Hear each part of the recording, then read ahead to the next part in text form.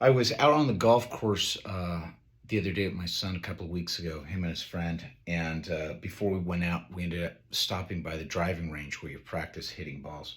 And there was a guy that pulled up next to us who he was this guy who had this huge bucket of balls, and he literally had this specific technique. Every single ball that he was putting onto the driving mat, he was taking his time, he was focusing, he was pulling back, he was getting all of his mechanics with stuff, and then he'd do the swing, and every single time, straight out, right out into the driving range.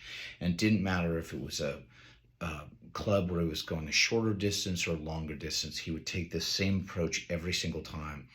And the guy was just dialed in. And I was looking at him and I thought, there's something that I can learn from this that I can apply to creative work. The focus and the the attention to detail, specifically when it comes to the basic mechanics.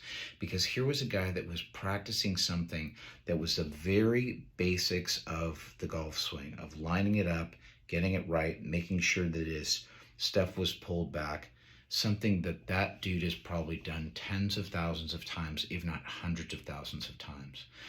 And it makes me think, what is the basic mechanic that I can be getting back to, or you can be getting back to?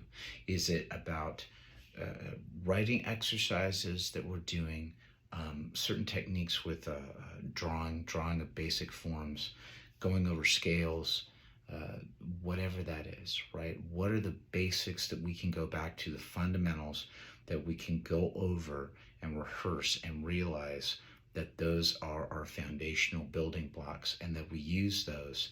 And if we get those foundations, those basics right, where it's coming, where every single time, no matter what we do, we know exactly what we're doing, and we're hitting it straight out every single time.